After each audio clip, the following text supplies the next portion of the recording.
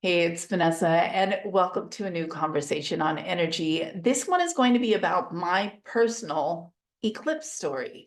And what that means is right now we are in an eclipse period. On April 8th, 2024, there is a solar eclipse. This means many different things from many different perspectives, but I wanted to take a more personalized approach to working with the energies of the eclipse, and through sharing my story, hopefully inspire you to start working with the energies of the eclipse in a more personal to you kind of way. So I'm going to give you kind of a little recap of the energy of the eclipse right now. And just say that if you happen to be finding this outside of the eclipse season or the eclipse opening, it's likely there's something in here that is very relevant, timely, resonant for you to be tuning into. So please continue to stay here for this share. That being said, I did create a video recently that was on awakening, ascension, eclipse, and your path. So I'll link that in the description box if you want to tune into more of the big picture of the energies that are at play right now. Okay, before I get into the details, as always, welcoming you here, whether you are new or returning. Glad that you are tuning in. Please do like, comment, subscribe, share, click to get notifications, all that good social media stuff that gets us out to more of my people. I really do appreciate that, so thank you. And now let's just jump in. Let's talk about my personal eclipse story and how we are, how I am working with the energies of right now. So first, I'm going to do a little recap about eclipse energy. When there is an eclipse, there's a more amplified energy. It's going to show up more loudly. So depending on where the eclipse is located, so right now the eclipse is in Aries. It's a solar eclipse. It's pointing towards the north node, which is where we are headed. It's our evolutionary journey, right? So that's what the north node is about. If any of that's incorrect, please let me know. I am admittedly not an astrologer. I simply do this for my own learning because I find that it enriches my own transformational process, and I love learning about this. And obviously, as you know, my specialty is more in the energetics, in reading energy, seeing energy, looking at energy psychology and those underlying energy dynamics, and then translating that and teaching and guiding and around energy so you can activate your own innate abilities to do the same. That's more my shtick in the context of this larger paradigm shift that we are in and the role that you play in that. And that's what I talk about on this channel if you happen to be new here. And so the eclipse will amplify, the eclipse energy will amplify what's underneath the surface in wherever it's located at the moment right now. And so it's located in Aries. The eclipse is in Aries, and Aries energy is really about the individuation process. It's about where you are in how you see yourself. It's the first sign of zodiac. It's kind of statement that you associate with it is I am. So it's really about individuality, initiation, the individuation process, independence, really kind of claiming who you are in the world. Here's where it gets interesting, which I also said in the other video that I was referencing, is when this is happening, Chiron is also at play. Chiron is known as the wounded healer. And so and it's the wound that never quite heals. It's the wound that kind of comes up again and again, and perhaps you're able to facilitate or support some healing for other people in that area, but it's sort of the ultimate rub or paradox or the irony that you can't quite ever fully heal it. You just carry it with you, and you learn how to work with it in different ways. And so Chiron is in I think it's called conjunct, but it's in the same position of the eclipse. Meaning, so here we are in eclipse, louder energy that's focused in on who we are individually, how we show up in the world, who are we going to be, who are we claiming, how do we initiate that process. So that's going to be loud for the collective. Obviously, I'm looking at this from the energy psychology perspective. There's also other, I want to say, yeah, there's others ways to look at eclipse energies, maybe from a more perhaps scientific lens or collective history lens. Usually big things happen around the eclipse time. And again, that's the amplification energy. You're going to also feel that within your own system, right? That amplified energy, because we are a reflection of the whole, of the macrocosm that we exist within. So we feel it within our system, and it feels big. And so you may be sitting in that question. Now, when you bring Chiron into the mix, again, this is just a little recap and setting the stage for, you know, how I'm working with this energy. When you bring Chiron into the mix of the wounded healer, of the wound that never quite heals, think of how that might be influencing your definition or your description of who you are as a person. Because oftentimes we identify with the wound, right? What wounded us? What have we been carrying with us that is unresolved? And how does that impact our perception of ourselves, our perception of reality? Oftentimes, when we look out into the world, we are looking through the filter of not just limitation patterns and programs, but we're looking through the filter of our woundedness. And given that Chiron is like just sitting right there, you know, loud and proud in this wounded healer mode that it is, energy that it is, at the same time, while we are redefining who we are individually as ourselves and in the context of the species, and the larger paradigm shift that we're in, the collective shift that we're in, it can get a little, I don't know if wobbly is the right word. It can get a little intense. It can get a little confusing. It can be a little, actually very illuminating, very clarifying when we know what the energies are that we're working with, right? And so as you start to get to know these larger energies at play, and you see yourself in the context of them, you then become honestly a little less resistant to your experience. Because oftentimes when we show up individually in ways that we don't like, or even when other people do, or we're hitting a pocket where we're like, oh, it's the same, I'm doing the same thing I always do, and I hate when I do this. Instead of being a jerk to yourself about it, or thinking you're in the same spot, or feeling like there's no hope, or all of these different very human ways that we interpret how energy is moving through our system, instead to simply be like, oh, this is what's happening in the larger context, here's how I can work with it.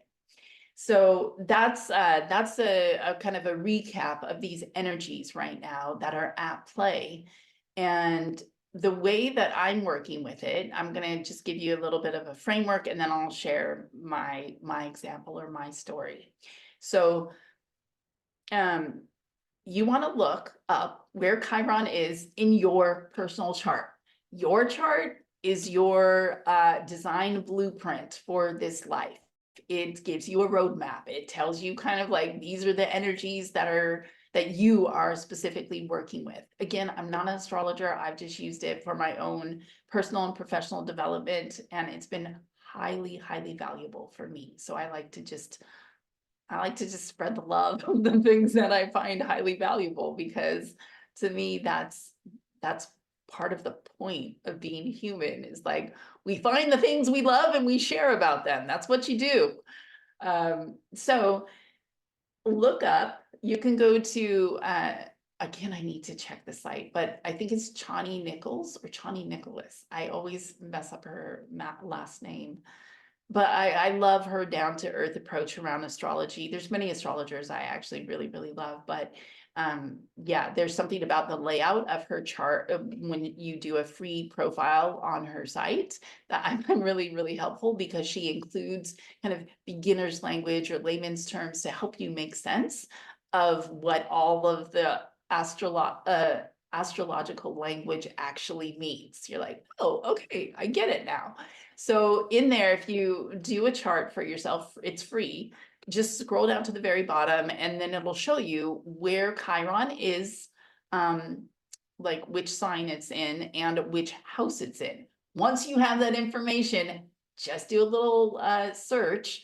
You don't have to use Google. You can use, what is it, Ecosia? That's the one that I use, or DuckDuckGo. Those are the search engines I prefer that are a little more privacy focused, and look up Chiron in whatever house it is, or in whatever sign it is, in whatever house it is. And that's going to tell you the energies that will be louder for you specifically. And then you go, okay, now this is what I'm working with in the context of redefining who I am, in the context of initiating new pathways in my life.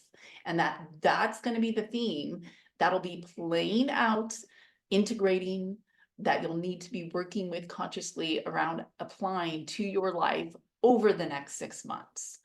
And so this is how I'm working with it. And this is what I just did. I just, did a little research, typed it in, and saw that Chiron is in Aries in my 12th house. If you don't know astrology, and even me, when I read that, I was like, okay, cool. What does that mean exactly? So I looked it up, and it was very illuminating and very informative. And all of a sudden, all of these different circumstances kind of made sense of why I've experienced certain things in my life. And so it helped me put together the pieces of my personal eclipse story, and what I'll be working with energetically, intentionally for the next 6 months. And so again, Aries, like I've already mentioned, is about individuation. It's about how we see ourselves. It's about, being truly who we are in the world. And that is the time, right? Like it's about showing up authentically and allowing yourself to evolve and getting to know yourself at different stages and seeing how all of these different versions of yourself really merge together to create the truth of who you are now. And being bold about that, being independent about that. That's the Aries energy. Well, Chiron, the wounded healer, is in Aries for me. And so what that translates to is a whole lot of self-worth issues. So, and I think, at this point in the game of my life, I feel like my self-worth has been, like elevated. Definitely. I feel stronger, confident, more safe to be myself in the world, to follow the inner call, to show up and say what I feel called to say. But that's been a huge journey for me. And I even found that before recording this, I was like, oh, what do I wear? And oh, does my hair look okay? And, very human things. But then there was a spiritual part of it too. There was part of me that was like, wait, is that the spiritual message that I want to bring through? Or is that there was a lot of self-doubt, self-worth, self-questioning, and really kind of reconciling the human aspect of me that is still wants to look good and wants to be liked, and is, for better or for worse, sometimes changes how I show up, like a little chameleon, little people pleaser, with a little like PTSD mode of people pleaser, of like, am I showing up in a way that will be palatable for people? You know, there's sometimes I listen back to my videos and sometimes I feel like a real high vibe energy from them. And other times I'm like, oh God, I can't stand my voice. So it all depends, right? So there's a lot of self-worth when Chiron is in Aries. And I was like, oh no, I'm done with that. Like when I read the description, I'm like, I feel complete. I feel very confident. And then as I set up the video to record, I changed the color a couple times. And I was like, oh, actually, this is at play for me right now in this moment. Okay, how I'm going to work with that. And for me, how I work with that is actually through the 12th house, which is where Chiron and Aries is located for me. And the 12th house is all about what's hidden underneath the surface. It's about energy, it's about psychic, it's about the mysteries of life, it's about multidimensionality, it's about things that you don't always see. And if I could describe like my life in any kinds of terms, it would be very 12th house oriented because I see energy, right? This is a realm that is not as common quite yet in the collective. And because of that, that's been, there has always been an inner, sometimes a fight, like definitely an inner push-pull within my system of how do I talk about energy? So like usually when you have a lot of planets or themes in the 12th house in astrology, it's really about like being super sensitive to other people's energy, self-isolating or feeling like you should be isolated because you can't deal with people's energy. And so it has been a lifelong challenge, really, like the wound that does not heal or has, you know, healed in stages, but hasn't ever quite gone away, to actually feel comfortable and confident talking about energy in public, because worried about judgment, me judging myself. Oh, do I look crazy? Oh, is this going to make sense to people? That's self-worth issues. That's like worried about how you show up to talk about these things. And interestingly, I've told a lot of people in my life, like lots of clients, that reflect that as well. They are so brilliant and so skilled at what they do, and what they do absolutely crosses, well, not a lot of them. With some of them, it crosses the threshold into the spiritual and energetic realm. And they're like, grappling with whether it's safe to be seen, to be talking about spirituality, to be talking about energy, to be showing up as their true self in the world. These are very Chiron and Aries 12th house types of themes. And we pull into us from an energy perspective and a logistical design perspective, other people that reflect our journey, right? It's a continuum. Sometimes they're over here, sometimes they're over here, but we're all kind of working through the same themes.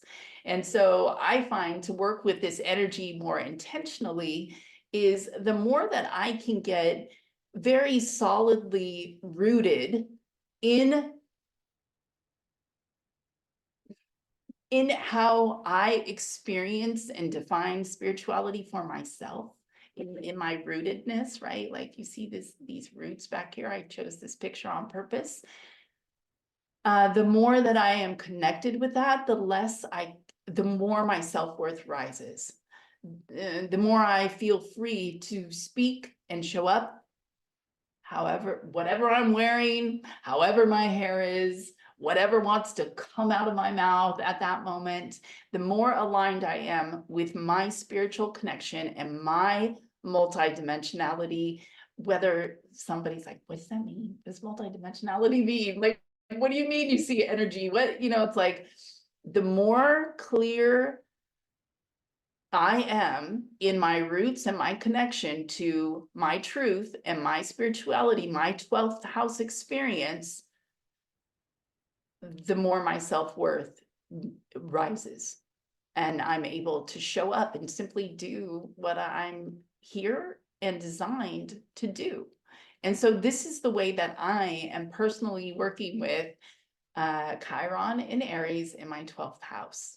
Chiron in Aries, self-worth issues. 12th house, all about the hidden life, all about the unseen, all about, you know, so like when I was younger, I really felt like I needed to either prove to people, like I was the little show pony psychic, I needed to prove to people that I was psychic. I don't care if you think I believe it or not, like I know what my truth is. So there's definitely been like a healing journey for me to go through that process. And to get to the point where you no longer need that, my self-worth is high enough that I no longer need that validation from other people. And so I feel like it's my sacred,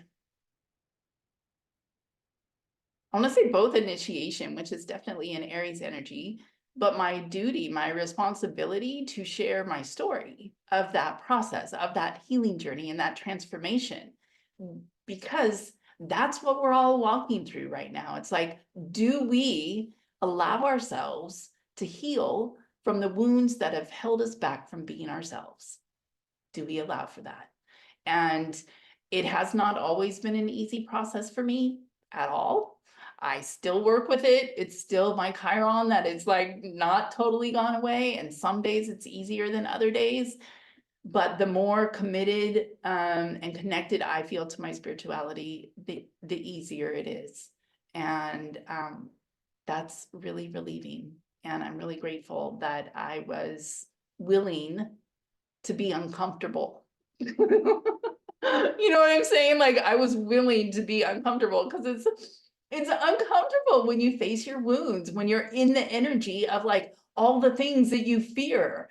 And for me, because 12th house again is about being sensitive to energy, and which is very much my reality. So when people think a judgment about me, even if you're like some, you know, stranger on the internet, I actually feel it. I don't just feel it, I can actually hear what you're thinking. So it's a little awkward. And you have to realize that your self-worth needs to be high enough that that in itself creates an energetic boundary that you are no longer affected by other people's projections on you. Because people will judge you. They will. It's part of being human. We do this. But if you are judging yourself, if your self-worth is in the tank, then it's those projections from other people that end up actually truly hurting.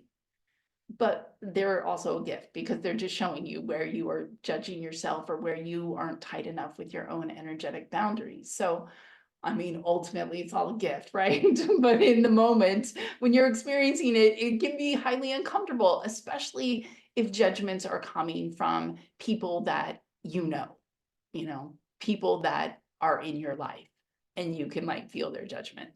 It's hard to like not take that on when your cup has a hole at the bottom of it, right? Or, you know, it's like people's judgments or even their compliments, they just kind of like fall right through until you seal yourself up and you value your own beingness from this deeper, more expansive well of knowing who you truly are and why you're here.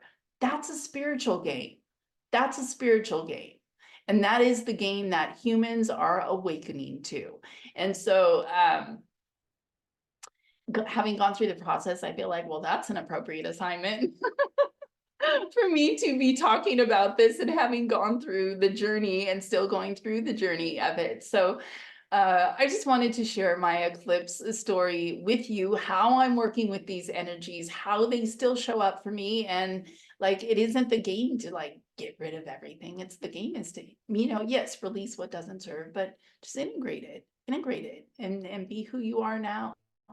From that larger, deeper well, that spiritual perspective, especially if you've got a lot of themes in your 12th house.